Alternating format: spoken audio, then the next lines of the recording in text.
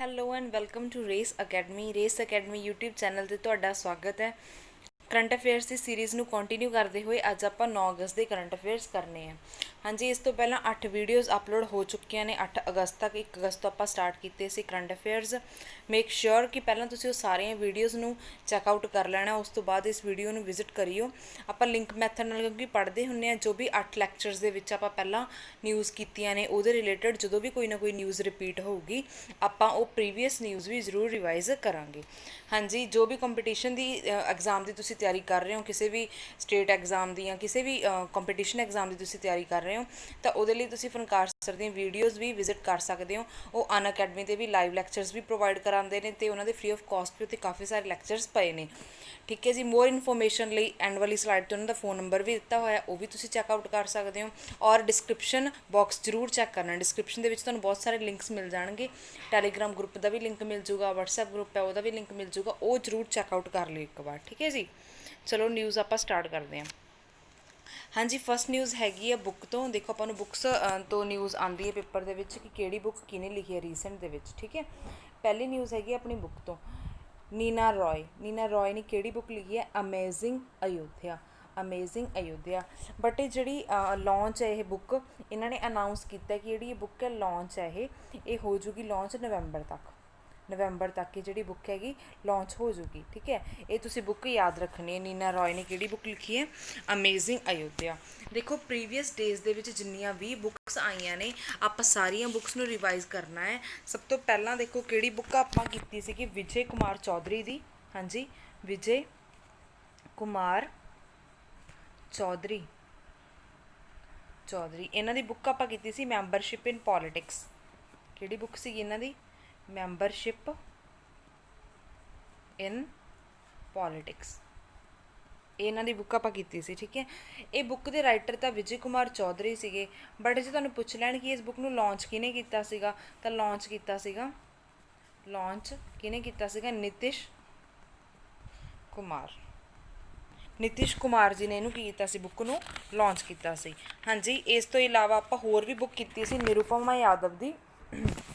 ਹਾਂਜੀ, ਲਿਖੋ ਨਿਰੂਪਮਾ ਯਾਦਵ। ਦੇਖੋ, ਜਦੋਂ ਵੀ ਤੁਸੀਂ ਆਪਣਾ ਕਰੰਟ ਅਫੇਅਰਸ ਦਾ ਲੈਕਚਰ ਦੇਖਦੇ ਹੋ ਉਹਦੇ ਲਈ ਤੁਸੀਂ ਪਹਿਲਾਂ ਕਾਪੀ ਪੈਨ ਚੱਕ ਕੇ ਬੈਠਿਆ ਕਰੋ, ਨਾਲ ਨੋਟ ਕਰੀ ਜਾਇਆ ਕਰੋ। ਦੁਬਾਰਾ ਤੋਂ ਟਾਈਮ ਵੇਸਟ ਕਰਨ ਦਾ ਕੋਈ ਮਤਲਬ ਨਹੀਂ ਬਣਦਾ।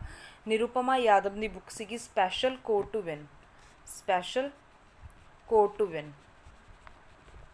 ਵਿਨ।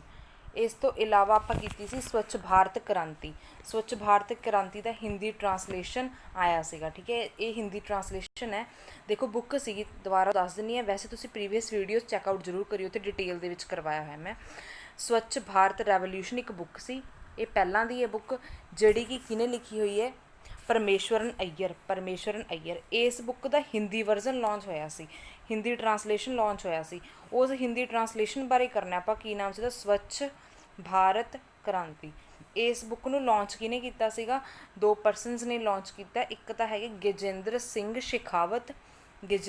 ਸ਼ੇਖਾਵਤ, ਸੈਕਿੰਡ ਨੇਮ ਹੈਗਾ ਸਿਮਰਤੀ ਇਰਾਨੀ। ਠੀਕ ਹੈ ਜੀ, ਇਹ ਬੁੱਕ ਵੀ ਤੁਸੀਂ ਯਾਦ ਰੱਖਣੀ ਹੈ। ਇਸ ਤੋਂ ਇਲਾਵਾ ਥਰਡ ਬੁੱਕ ਆਪਾਂ ਇੱਕ ਹੋਰ ਕੀਤੀ ਸੀਗੀ ਯਤੀਸ਼ ਯਾਦਵ ਦੀ। ਪ੍ਰੀਵੀਅਸ ਲੈਕਚਰ 'ਚ ਕੀਤੀ ਸੀ ਤਾਂ ਯਤੀਸ਼ ਯਾਦਵ ਦੀ। ਇਹਨਾਂ ਦੀ ਬੁੱਕ ਦਾ ਨੇਮ ਕੀ ਸੀ ਜੀ? RAW ਆਪਣੀ ਇੰਟੈਲੀਜੈਂਸ ਏਜੰਸੀ। ਇਹਦੀ ਫੁੱਲ ਫਾਰਮ ਹੈ ਰਿਸਰਚ ਐਂਡ ਐਨਾਲਿਸਿਸ ਵਿੰਗ।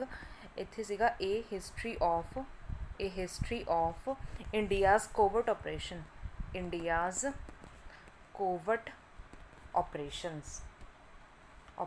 ਠੀਕ ਹੈ ਜੀ, ਇਹ ਸਾਰੀਆਂ ਬੁੱਕਸ ਤੁਸੀਂ ਰਿਵਾਈਜ਼ ਰੱਖਣੀਆਂ ਨੇ, ਇਸੇ ਤਰੀਕੇ ਨਾਲ ਹੀ ਰਿਵਾਈਜ਼ ਕਰਨੀ ਹੈ, ਫਿਰ ਹੀ ਯਾਦ ਰਹਿਣਗੀਆਂ। ਠੀਕ ਹੈ, ਅਦਰਵਾਈਜ਼ ਇਹ ਸਕਿਪ ਹੋ ਜਾਂਦੀਆਂ ਮਾਈਂਡ ਦੇ ਵਿੱਚੋਂ।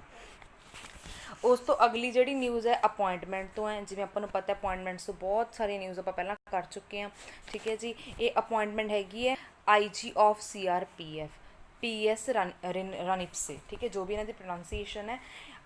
ਇੰਸਪੈਕਟਰ ਜਨਰਲ ਆਇਆ ਜੀ ਇਹਨਾਂ ਨੂੰ CRPF ਦਾ, PS ਰਣਿਪਸੇ। ਠੀਕ ਹੈ, ਇਹਨਾਂ ਦਾ ਨਾਮ ਤੁਸੀਂ ਯਾਦ ਰੱਖਣਾ ਹੈ।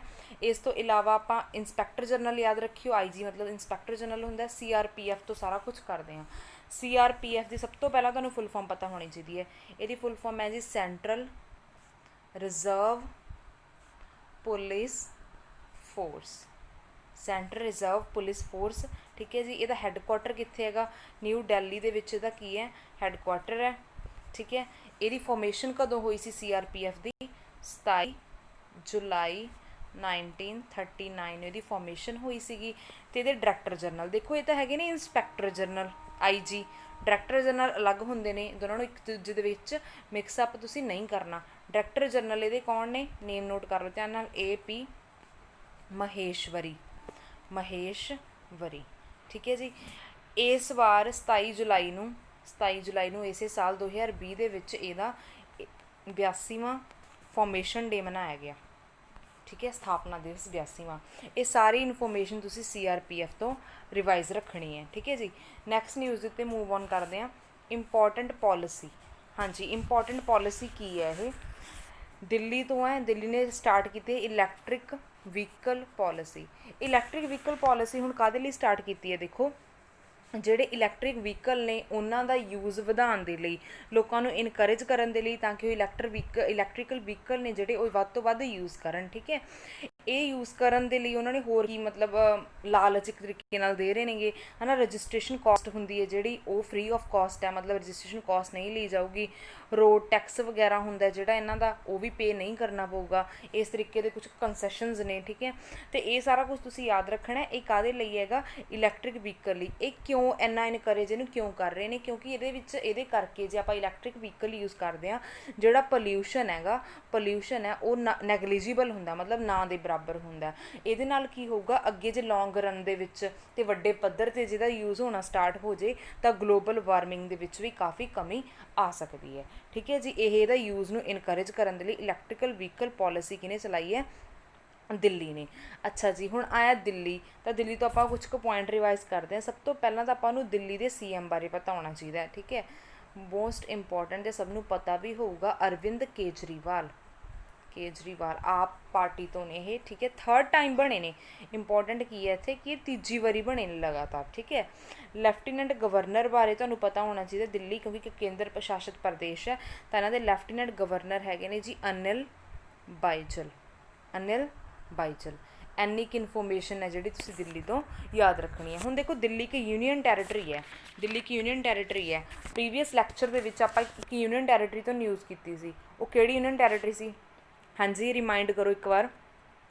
ਉਹ ਯੂਨੀਅਨ ਟੈਰੀਟਰੀ ਸੀਗੀ ਦਾਦਰਾ ਨਗਰ ਹਵੇਲੀ, ਅਤੇ ਉਸ ਤੋਂ ਬਾਅਦ ਮਤਲਬ ਇਹਦੇ ਨਾਲ ਹੀ ਹੈ ਦਮਨ ਐਂਡ ਦੀਊ। ਇਹਦੇ ਤੋਂ ਆਪਾਂ ਇੱਕ ਨਿਊਜ਼ ਕੀਤੀ ਸੀ। ਇਹਨਾਂ ਨੇ ਕੀ ਲਾਂਚ ਕੀਤਾ ਸੀਗਾ ਮਿਲ ਕੇ? ਗਿਆਨ ਮਿੱਤਰ ਮੋਬਾਈਲ ਐਪ। ਗਿਆਨ ਮਿੱਤਰ ਮੋਬਾਈਲ ਐਪ ਇਹਨਾਂ ਨੇ ਲਾਂਚ ਕੀਤਾ ਸੀਗਾ। ਔਨਲਾਈਨ ਐਜੂਕੇਸ਼ਨ ਹੈ ਜਿਹੜੀ, ਉਹਨੂੰ ਪ੍ਰਮੋਟ ਕਰਨ ਦੇ ਲਈ। ਠੀਕ ਹੈ। ਦੇਖੋ, UT ਤੋਂ ਮੈਂ ਲਿੰਕ ਕ੍ਰੀਏਟ ਕਰਕੇ ਤੁਹਾਨੂੰ ਇੱਕ ਹੋਰ ਨਿਊਜ਼ ਰਿਵਾਈਜ਼ ਕਰਾਤੀ। ਘਰੇ ਵੀ ਜਦੋਂ ਪੜ੍ਹਨਾ ਇਸੇ ਤਰੀਕੇ ਨਾਲ ਪੜ੍ਹਨਾ। ਕੋਈ ਵੀ ਵਰਡ ਮਿਲ ਜੇ, ਦਿੱਲੀ ਮਿਲ ਗਿਆ, ਜਿਹੜੇ ਪੁਆਇੰਟ ਮੈਂ ਕਰਵਾਏ ਇਹਨਾਂ ਨੂੰ ਰਿਵਾਈਜ਼ ਇੱਕ ਵਾਰ ਕਰ ਦਿਓ। ਠੀਕ ਹੈ। ਕਿਉਂਕਿ ਸਟੈਟਿਕ ਜੀ ਇਹੋ ਜਿਹੀ ਚੀਜ਼ ਹੈ, ਜਦੋਂ ਹੀ ਰਿਵੀਜ਼ਨ ਛੱਡਤੀ ਉਦੋਂ ਹੀ ਉਹ ਯਾਦ ਹੋਣਾ ਬੰਦ ਹੋ ਜਾਊਗਾ, ਸਕਿਪ ਹੋਣ ਲੱਗ ਜਾਣਗੀਆਂ ਮਾਈਂਡ 'ਚੋਂ ਚੀਜ਼ਾਂ। ਠੀਕ ਹੈ। ਨੈਕਸਟ ਨਿਊਜ਼ ਦੇ ਉੱਤੇ ਮੂਵ ਔਨ ਕਰਦੇ ਹਾਂ। ਅਗਲੀ ਹੈਗੀ ਹੈ ਜੀ ਇੰਪੋਰਟੈਂਟ ਕਮੇਟੀ ਤੋਂ। ਇੰਪੋਰਟੈਂਟ ਕਮੇਟੀ ਕਮੇਟੀ ਹੈ ਜਿਹੜੀ, ਇਹ ਸੈਟਅਪ ਕੀਤੀ ਹੈ ਕਿਹਨੇ? RBI। ਮੋਸਟ ਇੰਪੋਰਟੈਂਟ ਕਿਹਨੇ ਸੈਟਅਪ ਕੀਤੀ ਹੈ? ਬਾਏ RBI ਦੁਆਰਾ। ਕਾਹਦੇ ਲਈ ਕੀਤੀ ਹੈ? For stressed assets. ਜਿਹੜੇ ਕਿ ਸਟ੍ਰੈਸਡ ਐਸੈਟਸ ਹੁੰਦੇ ਨੇ, ਉਹ ਕਿਹਦੇ ਰਿਲੇਟਡ ਸਟ੍ਰੈਸਡ ਐਸੈਟਸ? ਕੋਵਿਡ-19 ਨਾਲ ਰਿਲੇਟਡ ਜਿਹੜੇ ਸਟ੍ਰੈਸਡ ਐਸੈਟਸ ਨੇ, ਉਹਦੀ ਰਿਪੋਰਟ ਹੈ ਜਿਹੜੀ RBI ਕੋਲੇ ਜਮ੍ਹਾਂ ਕਰਵਾਈ ਜਾਊਗੀ। ਇਸ ਲਈ ਇਸ ਕਮੇਟੀ ਦਾ ਗਠਨ ਕੀਤਾ ਗਿਆ। ਠੀਕ ਹੈ। ਹੁਣ ਕੋਵਿਡ-19, ਅੱਧਿਆਂ ਨੂੰ ਤਾਂ ਕੋਵਿਡ-19 ਦੀ ਫੁੱਲ ਫਾਰਮ ਹੀ ਨਹੀਂ ਪਤਾ ਹੋਣੀ। ਮੈਂ ਇੱਕ ਵਾਰ ਪਹਿਲਾਂ ਵੀ ਦੱਸੀ ਸੀ, ਹੁਣ ਦੁਬਾਰਾ ਤੋਂ ਦੱਸ ਦਿੰਦੇ। ਦੇਖੋ, ਕੋਵਿਡ ਇੱਦਾਂ ਪੈਂਦਾ 19, CO ਤੋਂ ਬਣਦਾ ਕਰੋਨਾ, VI ਤੋਂ ਬਣਦਾ ਹੈ ਵਾਇਰਸ, D ਤੋਂ ਬਣਦਾ ਡਿਸੀਜ਼। Corona virus dishes. 19 ਪਿੱਛੇ ਤਾਂ ਲਾਇਆ ਕਿਉਂਕਿ ਇਹ 2019 ਦੇ ਵਿੱਚ ਆਇਆ ਸੀਗਾ। ਠੀਕ ਹੈ। ਤਾਂ ਕਰਕੇ ਇਹਨੂੰ ਕੋਵਿਡ ਕਹਿੰਦੇ ਨੇ, ਕਿਉਂਕਿ ਅੱਧਿਆਂ ਨੂੰ ਤਾਂ ਕੋਵਿਡ ਦਾ ਮਤਲਬ ਹੀ ਨਹੀਂ ਪਤਾ ਹੋਣਾ, ਹੈ ਨਾ। ਚਲੋ ਕੋਈ ਗੱਲ ਨਹੀਂ। ਹਾਂਜੀ, ਕਮੇਟੀ ਸੈਟਅਪ ਕੀਤੀ RBI ਨੇ। ਸਟ੍ਰੈਸਡ ਐਸੈਟਸ ਜਿਹੜੇ ਕਿ ਕੋਵਿਡ-19 ਨਾਲ ਰਿਲੇਟਡ ਨੇ, ਉਹਨਾਂ ਦੀ ਰਿਪੋਰਟ ਜਮ੍ਹਾਂ ਕਰਵਾਊਗੀ ਇਹ RBI ਕੋਲੇ। ਠੀਕ ਹੈ। ਅੱਛਾ, ਜਿਹਦੇ ਆਪਾਂ ਅਦਰ ਮੈਂਬਰਸ ਦੀ ਗੱਲ ਕਰੀਏ, ਹੋਰ ਕਿਹੜੇ ਮੈਂਬਰਸ ਨੇ ਇਹਦੇ? ਇਹਨਾਂ ਤੋਂ ਇਲਾਵਾ ਹੈਗੇ ਨੇ ਦਿਵਾਕਰ ਗੁਪਤਾ, ਇਹ ਨੋਟ ਕਰ ਲਿਓ। TN ਮਨੋਹਰਨ, ਅਸ਼ਵਿਨ ਪਾਰੇਖ। ਠੀਕ ਹੈ ਜੀ। ਇਹਨਾਂ ਸਭ ਦੇ ਨਾਮ ਤੁਸੀਂ ਕੀ ਰੱਖਣੇ ਨੇ? ਨੋਟ ਰੱਖਣੇ ਨੇ, ਯਾਦ ਰੱਖਣੇ ਨੇ।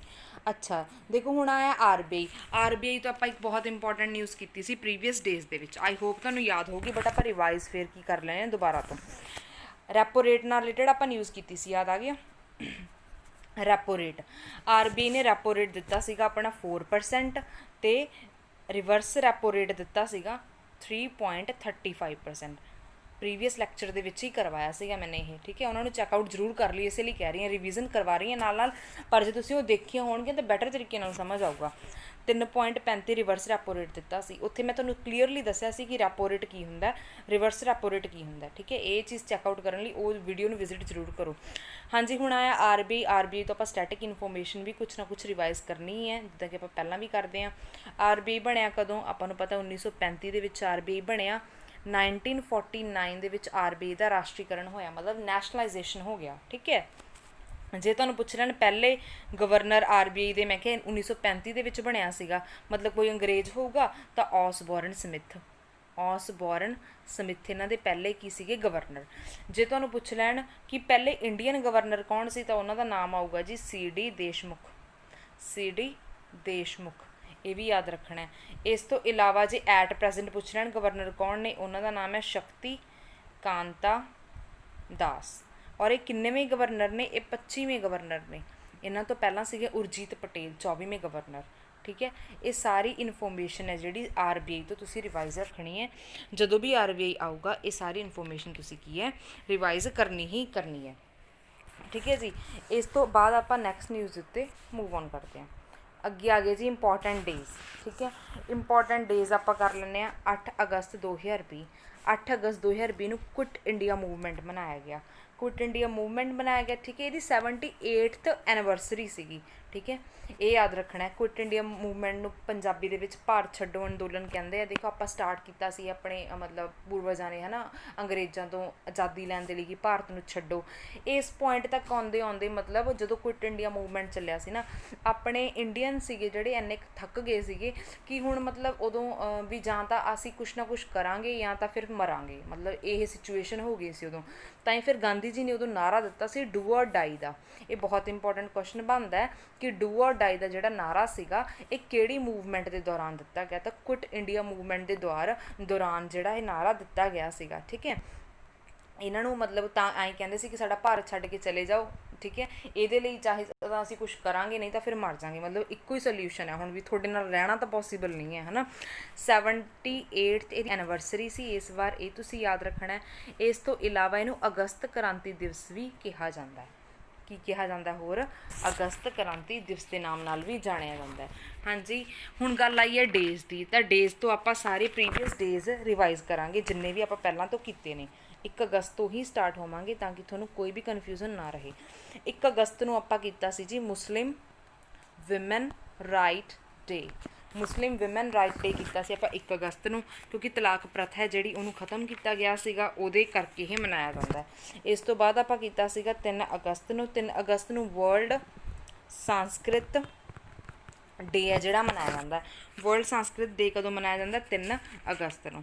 ਇਸ ਤੋਂ ਬਾਅਦ ਦੇਖੋ ਆਪਾਂ 2 ਵੀਕ ਕੀਤੇ ਸੀਗੇ, ਤੁਹਾਨੂੰ ਕਰਵਾਏ ਸੀਗੇ 1 ਤੋਂ ਲੈ ਕੇ 7 ਅਗਸਤ ਤੱਕ। 7 ਅਗਸਤ ਤੱਕ ਕਿਹੜਾ ਵੀਕ ਮਨਾਇਆ ਗਿਆ ਸੀਗਾ, world breast feeding week 2020। World breast feeding week 2020 ਮਨਾਇਆ ਗਿਆ ਸੀਗਾ, ਠੀਕ ਹੈ। ਇਸ ਤੋਂ ਇਲਾਵਾ ਇੱਕ ਹੋਰ ਵੀ ਵੀਕ ਮਨਾਇਆ ਗਿਆ ਸੀਗਾ ਜਿਹਨੂੰ ਆਪਾਂ ਸੰਕਲਪ ਪੁਰਬ ਕਹਿੰਦੇ ਹਾਂ।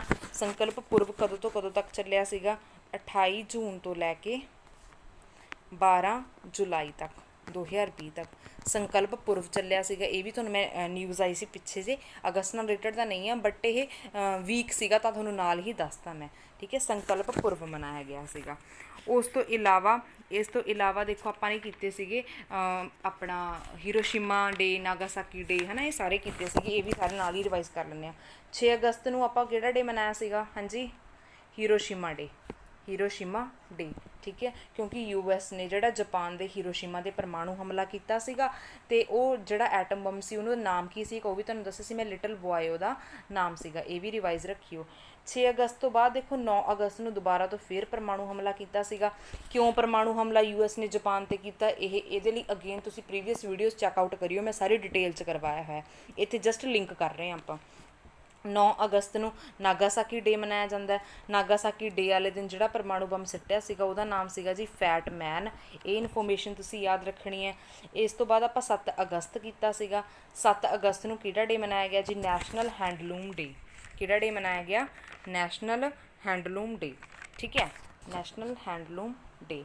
ਹੁਣ ਸਾਰੇ ਡੇਜ਼ ਇਸੇ ਤਰੀਕੇ ਨਾਲ ਹੀ ਰਿਵਾਈਜ਼ ਕਰਨੇ ਆ ਤੁਸੀਂ। ਦੇਖੋ ਤੁਸੀਂ ਆਪ ਸੋਚੋ 8 ਅਗਸਤ ਤੱਕ ਆਪਾਂ ਹਲੇ ਕੀਤੇ ਆ ਹੈ ਨਾ, ਜਦੋਂ ਆਪਾਂ ਇਸ ਮੰਥ ਦੇ ਐਂਡ ਤੱਕ ਪਹੁੰਚਾਂਗੇ ਕਿੰਨੇ ਵਾਰੀ ਡੇਜ਼ ਤੁਹਾਡੇ ਸਾਰੇ ਰਿਵਾਈਜ਼ ਹੋ ਜਾਣਗੇ। ਫਿਰ ਕੀ ਕਦੇ ਭੁੱਲੋਗੇ ਤੁਸੀਂ ਡੇਜ਼? ਨਹੀਂ ਭੁੱਲੋਗੇ ਨਾ। ਤਾਂ ਇਸੇ ਤਰੀਕੇ ਨਾਲ ਤੁਸੀਂ ਖੁਦ ਵੀ ਪੜ੍ਹਨਾ ਹੈ।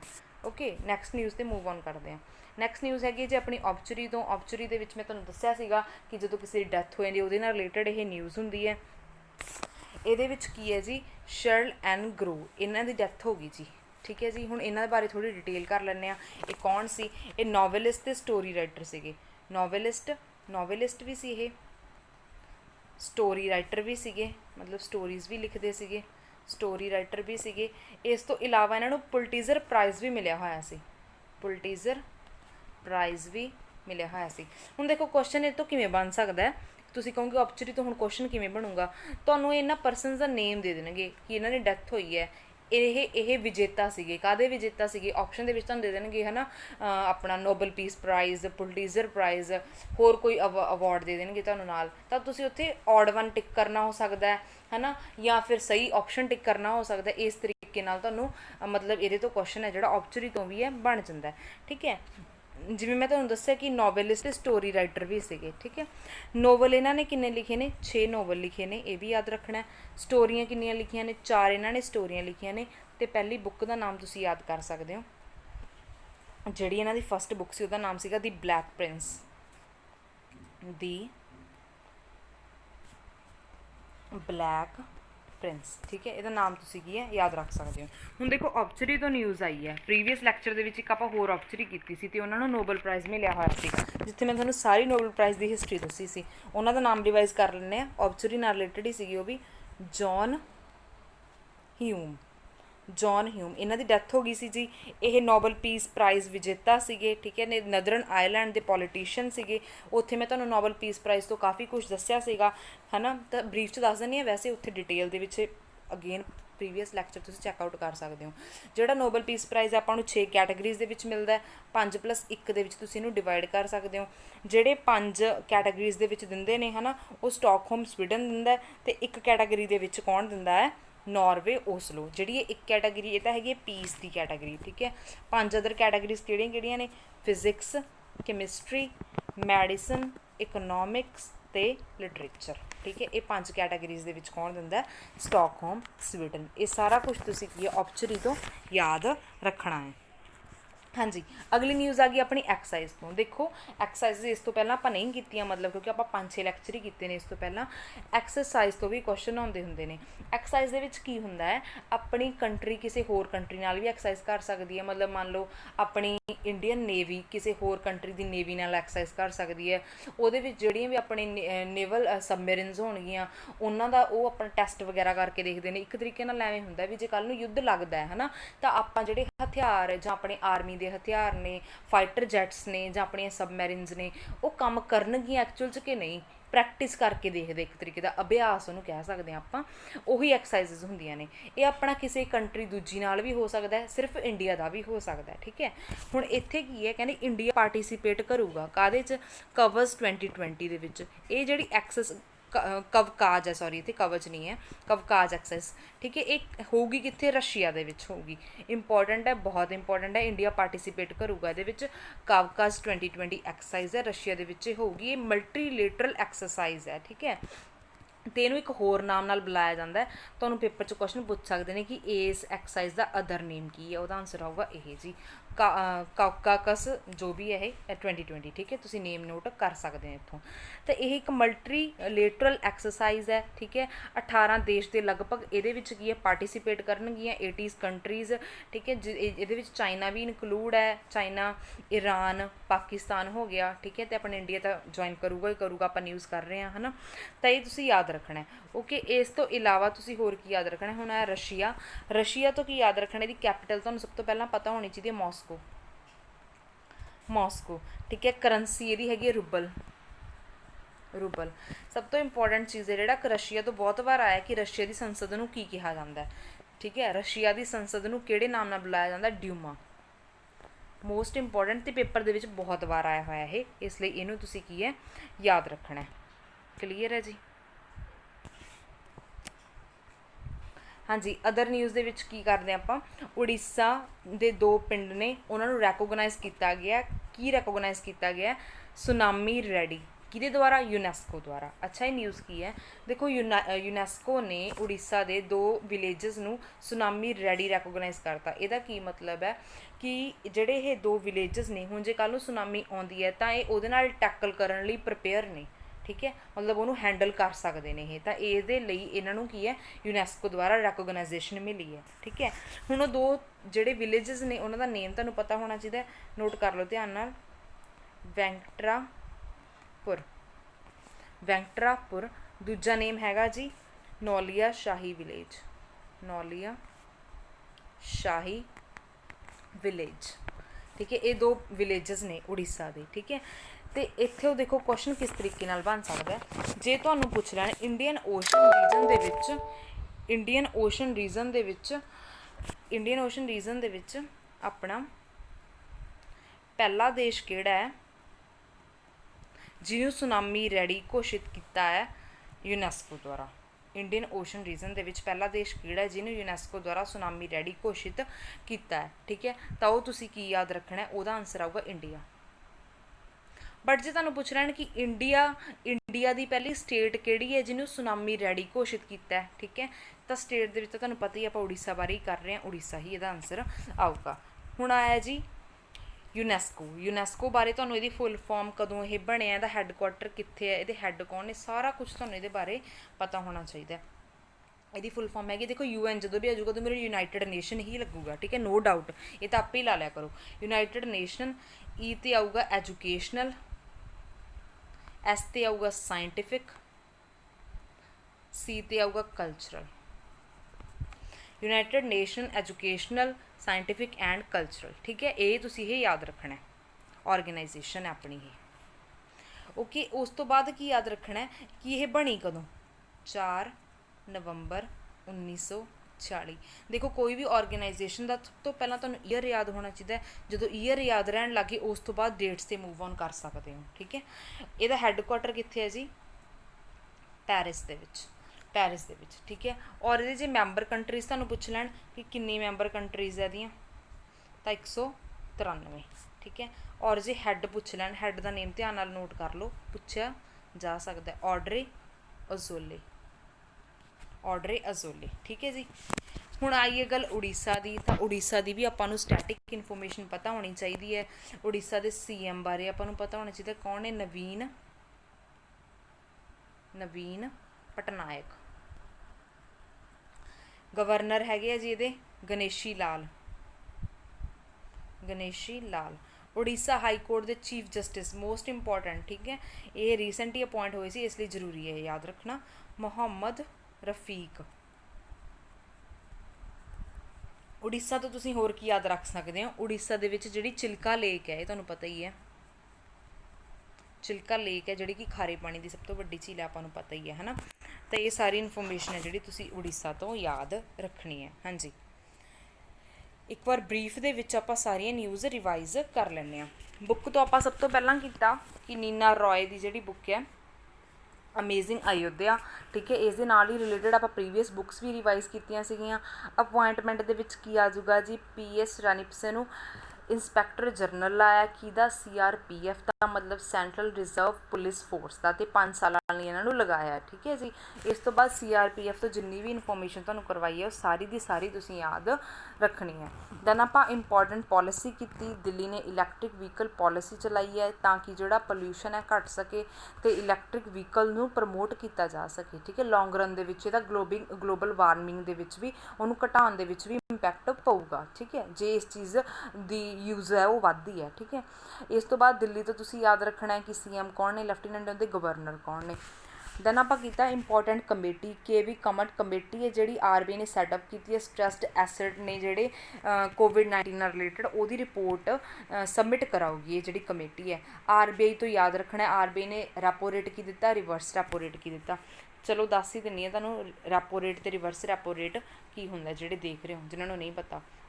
ਦੇਖੋ, ਮੰਨ ਲਓ ਆਹ RBI ਹੈ, ਨੈਕਸਟ ਲਾਸਟ 'ਤੇ ਚੱਲਦੇ ਹਾਂ। ਹਾਂਜੀ, RBI ਬਾਰੇ ਕਰਦੇ ਹਾਂ ਆਪਾਂ। ਰੈਪੋ ਰੇਟ ਅਤੇ ਰਿਵਰਸ ਰੈਪੋ ਰੇਟ, ਮੰਨ ਲਓ ਆਹ RBI ਹੈ, RBI अपना सेंट्रल बैंक है जिन्हों अपैक्स बैंक भी आप कहने आ अदर बैंक ने छोटे छोटे, ठीक है, आ छोटे छोटे बैंक्स ने अदर। हुण देखो RBI इन्हां नूं लोन दे रहा, इन्हां बैंक्स नूं लोन दे रहा, ठीक है। लोन दे बदले जिहड़ा इंटरस्ट RBI चार्ज करूगा इन्हां तो उहनूं आपां कहने आ जी रैपो रेट। आ बैंक ने लोन लै लिया RBI तो, हुण बैंक नूं कोई इंटरस्ट, बैंक RBI नूं कोई इंटरस्ट तां पे करूगा ना, तो जिहड़ा इंटरस्ट पे करूगा उहनूं आपां कहने आ रैपो रेट, ठीक है। हुण आ बैंक्स कोल आ वाला बैंक है जिहड़ा इहदे कोल बहुत पैसा आ गया, ये चाहता कि मैं RBI कोल डिपॉजिट करा दां। हुण जदों भी ये डिपॉजिट कराऊगा तो बदले दे विच कोई ना कोई इंटरस्ट तां चार्ज करूगा RBI तो RBI तो जिहड़ा इंटरस्ट ये चार्ज करूगा उहनूं आपां कहने आ, उस रेट नूं आपां कहने आ रिवर्स रैपो रेट। यही फर्क हुंदा रैपो रेट ते रिवर्स रैपो रेट दे विच। तां हुण तुसीं उलझना नहीं है, इत्थों याद रखना है, ठीक है। हाँ जी, नैक्सट न्यूज़ की सी अपनी इंपॉर्टेंट डेज तो किता आपां 8 अगस्त नूं 2020 नूं क्विट इंडिया मूवमेंट दा 78th एनिवर्सरी सीगी। इसे दिन ही स्लोगन दिता गया, किहड़ा स्लोगन दिता गया जी, डू और डाई दा। इसे दिवस नूं, इस दिन नूं अगस्त क्रांति दिवस के नाम नाल भी जानिया जाता है। Shirley and grow passed away novelist भी सीगे, स्टोरी राइटर भी सी, पुलिटज़र प्राइज़ विजेता भी सी। पहली बुक इन्हां दी ब्लैक प्रिंस तुसीं याद रखनी है। इंडिया पार्टिसिपेट करूगा काउकस 2020 एक्सरसाइज जिहड़ी कि रशिया दे विच होगी, एक मल्टीलेटरल एक्सरसाइज है। काउकाकस जो भी है 2020 इस नाम नाल भी इहनूं बुलाया जाता है, ओके। तो 18 देश ये की पार्टिसिपेट करनगे, ठीक है। ये सारी इन्फॉर्मेशन तुसीं याद रखनी है। उड़ीसा के 2 विलेजेस ने जिन्हों यूनैस्को द्वारा सुनामी रेडी रैकोगनाइज करता, ठीक है। इंडियन ओशन का रीजन का पहला देश पुछ लैन तो इंडिया है जिन्होंने यूनैस्को ने रैकोगनाइज किया है सुनामी फ्री। जे स्टेट पुछ लैन इंडिया की तो वह आंसर आऊगा उड़ीसा। दोनों तरीके नाल तुसीं इहनूं याद रखना है। हाँ जी, thanks for watching this video, thank you so much. जे तुसीं कोई भी एग्जाम की तैयारी कर रहे हो, ठीक है जी, तुहानूं पता है तुसीं देख रहे हो कि अनअकैडमी के लाइव क्लासेस ने फनकार सर दियां, ठीक है। तो फ्री ऑफ कॉस्ट भी बहुत सारे लैक्चर्स पे ने, डिस्क्रिप्शन बॉक्स जरूर चैक करियो, ठीक है। टैलीग्राम ग्रुप का लिंक भी उत्थे होगा, वट्सएप ग्रुप का लिंक भी उत्थे होगा, ईवन लाइव क्लासेस वगैरह का जो भी अनअकैडमी के उन्होंने क्लासेस ने उन्होंने लिंक भी होगा। मोर इन्फॉर्मेशन चाहते हो नंबर स्क्रीन के उत्ते दिख रहा तुहानूं, इस नंबर के उत्ते कंटैक्ट कर सकते हो सर नाल, ज़्यादा इन्फॉर्मेशन तुसीं इत्थों लै सकते हो। थैंक यू जी, मिलते हैं आपां नैक्सट लैक्चर दे विच नैक्सट वीडियो दे नाल। प्लीज़ कॉमेंट सैक्शन दे विच दस के जाइयो वीडियो तुहानूं किद्दां दी लगी, ठीक है, क्योंकि तुहाडे कमेंट्स तो पता लग जाता, आइडिया हो जाता कि तुहानूं किवें दा रिस्पॉन्स तुसीं दे रहे हो, ठीक है। प्लीज़ कमेंट करके जाइयो। Thank you ji.